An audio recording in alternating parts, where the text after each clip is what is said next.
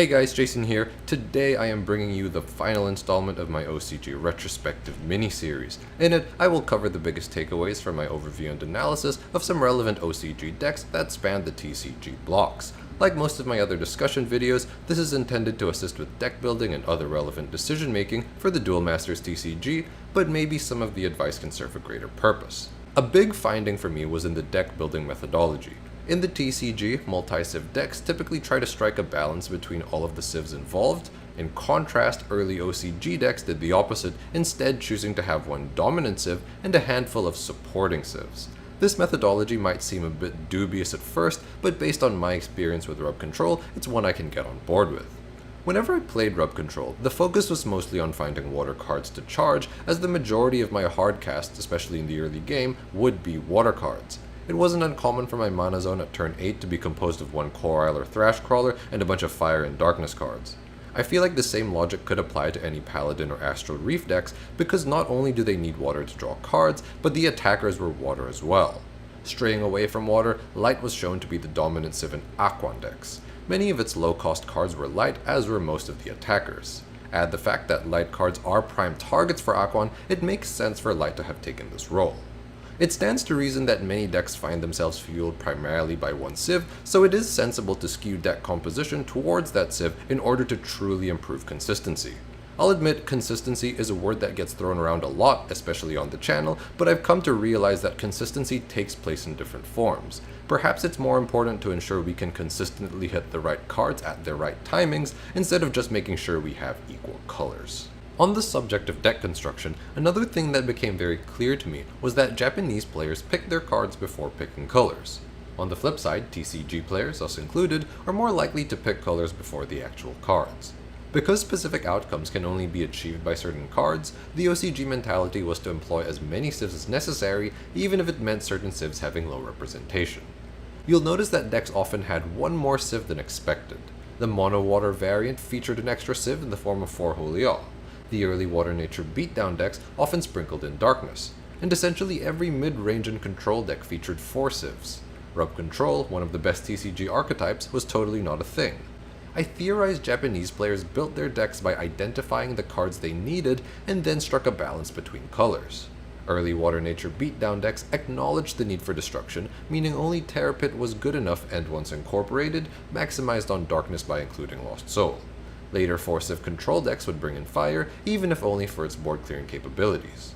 Under these circumstances, I can't help but feel the traditional TCG mentality would have resulted in players gravitating towards cards offered by the civs they had already chosen, rather than adding in another civ. In the case of Water Nature beatdown, Natural Snare would have been settled on in favor of Terra Pit, and for 4-civ control, it's plausible to have not included fire and just compromised with substitutable but ultimately inferior choices like maybe Holiaw, Teleportation, or Saucerhead Shark. Another worthwhile takeaway is that the usefulness of a tech is relative, which practitioners of live card games probably already know.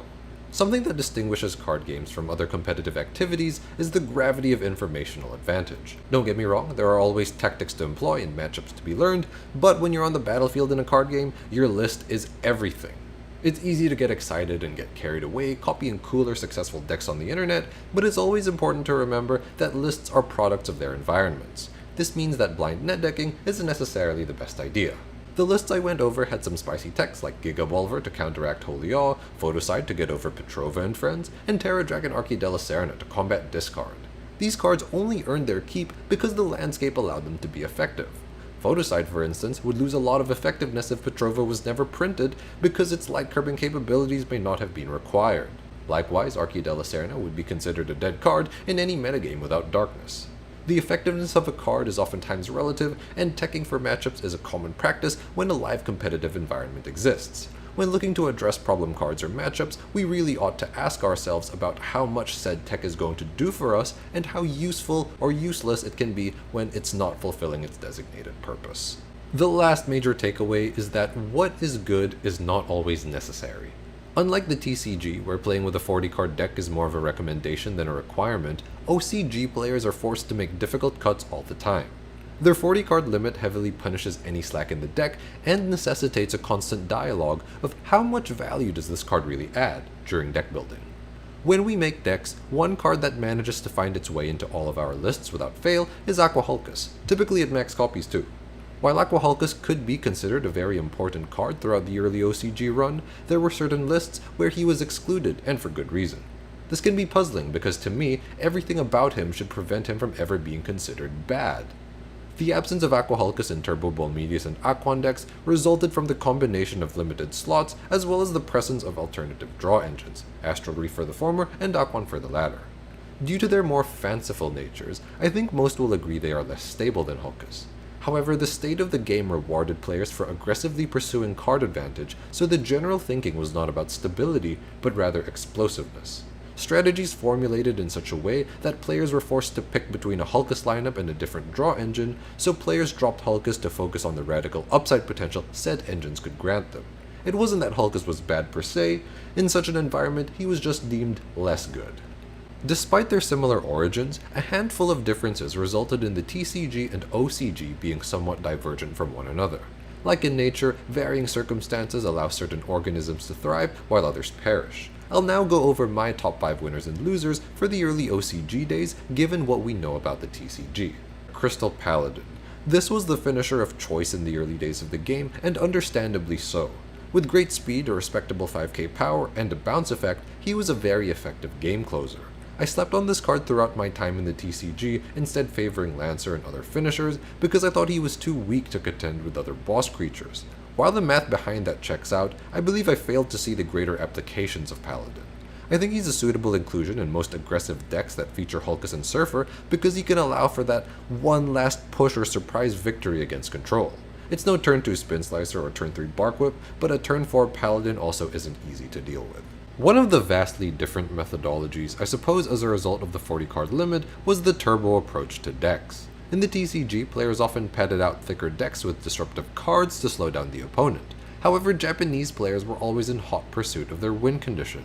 Nature or not, DM7 gifted players the ability to accelerate mana with the Charger mechanic. Chargers were nice for giving players the ability to ramp while also getting a proper effect. Some early game chargers like Slash and Mulch Charger, 2 cards which I believe saw little play in the TCG, proved to add tremendous value to OCG decks by allowing players to ramp and more quickly hit their win conditions. Despite a different climate and card pool, maybe it's about time we TCG players tried them out. Mana Acceleration was very much a cornerstone of the OCG, made better by their aggressive draw options. Unlike the TCG, draw 3 effects were much more common in Japan. I think Poisonous Mushroom can be a solid card in the TCG, given the right circumstances, but I feel the way it depleted your hand given the lack of draw 3 effects steered players away. I can't see instant mana acceleration with a body as being terrible, so maybe it's time for us to revisit Poisonous Mushroom to see if we can unlock its potential. Can it bring glory to Brain Serum and Thought Probe? Or maybe it's better served as a precursor to Cranium Clamp by allowing you to beat your opponent to the punch and hand depletion. In the TCG, Apocalypse Vice is oftentimes a 1 or 2 of in control decks thanks to its flexible board clearing capabilities at a hefty cost of 7 mana. In the OCG, a greater number of decks ran this card and in higher counts too. The emphasis on mana ramp is no doubt what allowed this card to be more relevant. Through Mana Acceleration in Essence Elf, or the Mulch Charger Astral Reef combo, a turn 5 Apocalypse Vice wasn't out of the equation.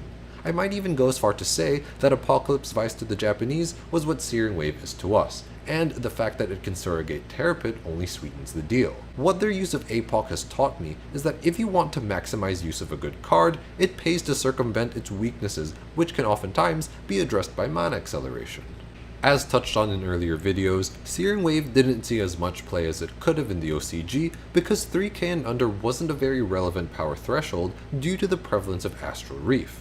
Burst Shot was a card I initially enjoyed in the TCG, but quickly fell out of love with. It resembled a shield trigger Searing Wave that costed 1 mana extra. I lost faith in the card because I realized Searing Wave coming out a turn earlier made a world of difference, and I already had cheap single target spells for 2k and under creatures. Despite critical differences, I viewed Burst Shot and Searing Wave, supplemented by single target spells, as interchangeable, when really it might have paid to just focus on max copies of Burst Shot on its own.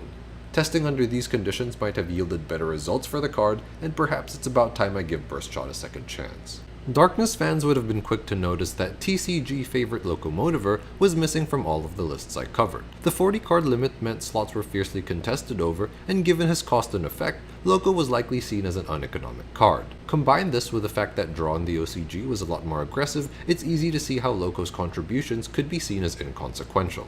Discarding one card is a good effect, but the inflated cost for having a body might not be worth it. Maybe it's time for Ghost Touch to fully take over. My upbringing in the game molded my mentality into thinking shield triggers are king, but as the saying goes, not all are created equal. In a way, Natural Snare can be considered the de facto premier spot removal card for nature, as it is effectively Terror Pit, except it puts the target into mana instead of the graveyard. However, early OCG nature decks opted to splash in a playset of trigs, be it Holy Awe or Terror Pit, instead of Natural Snare. Snare's ability to be hardcast did not matter as much, since the beatdown decks would rather not hardcast a spot removal card. When broken into, Snare was very much inferior to Terror Pit because snaring early game could actually give the opponent the upper hand in the mana race. The card didn't get better with age either, as Soul Swap's release in DM10 and Thrashcrawler's rise to prominence would give players the ability to interact with creatures and mana, often to their advantage.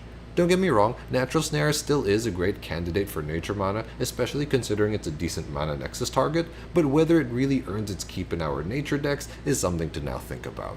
Another mainstay that was notably absent was TCG Light favorite Magress. The initial months of the game were not kind to the Light Civ, and with the presence of Hulkus, there was no reason to play Magress. Light's fortunes would turn around with the release of Petrova. Light already had a solid enough foundation to work with, but Petrova would push the Civ even further. Like the TCG, Initiates were often the center of attention. It was just unfortunate that a key card in Light decks happened to be Aquan, who shared the same cost as Magress, but could draw up to 5 cards. On top of this, there were plenty of options for cheaper Evo bait, leaving Magress without a role. Luckily for Magress, I believe his lack of relevance in the OCG can be wholly attributed to Aquan's draw 5, as my Aquan decks in DMP tended to struggle without him.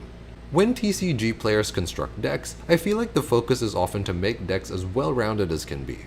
This often involved moderate blocker counts. However, in the OCG, outside of the super defensive decks, all of the decks covered in the series were very light on blockers, and those which had blockers typically did so because they acted as good Evo bait. Even then, blockers in the defensive decks tended to have crucial secondary effects like Belix and Thrashcrawler. With the 40 card limit, I can see why Japanese players may have been disincentivized from using blockers. Aside from specific blocker hate like Windax and Crystal Paladin, another big limitation to the cards is that they were perfect targets for Corile and many not having come into play effects. Their underrepresentation in the OCG begs the question, are blockers worth playing if they don't serve a greater purpose? The Shields mechanic is in my opinion one of the best card game mechanics ever created.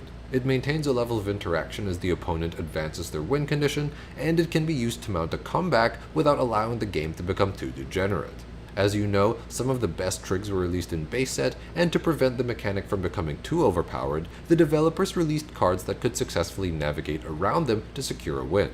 However, I noticed that relative to the TCG, shield trigger counts in OCG decks were much lower, especially as time progressed. Outside of the complete absence of Natural Snare, Locomotiver, and even Ghost Touch, I noticed that many TCG favorites like Phantom Dragon's Flame and Colon the Oracle were passed over in favor of their cheaper, non-shield trigger counterparts. Emerald and Mana Nexus, cards which allow you to set up shield triggers, also quickly fell out of favor. The turning point was the release of Cursed Totem, who was notably easier to set up than TCG's Cryptic Totem. I can imagine the mentality at large being, why bother with trigs if my opponent's just going to play around them? After all, the non-trig counterparts are cheaper. My guess is that players of old had to ask themselves where to draw the line. Like sure, you'd see Miel over Colon, but what about Hopeless Vortex over Terror Pit? I suspect that players figured out the best way to play was having low shield trigger counts, but not eliminating them entirely. Going back to my previous sentiment though, the most effective list will often be largely based on what everyone else is playing. When choosing my picks for winners and losers, I tried to do it in a way that allowed me to cover more ground, which is why some obvious picks like Searing Wave and Illusionary Merfolk are absent. It's amazing that, at least for me, there is still so much to be learned in a game that has been dead for over a decade. This series has been the most challenging but enjoyable one for me to make, and I sincerely hope you guys enjoyed watching the videos as much as I did making them. More importantly, I hope you guys found some valuable information in the series and can use it to improve your own decks. Are the differences as sensible as I interpreted them to be, or did I read too much into the Japanese meta? In browsing Sasabo's channel, I did watch his DM14 videos, and I think some ideas can be brought over, so I put links to those in the description. Anyway, that's all for me, so as always, thank you so much for watching, and we'll see you guys next time.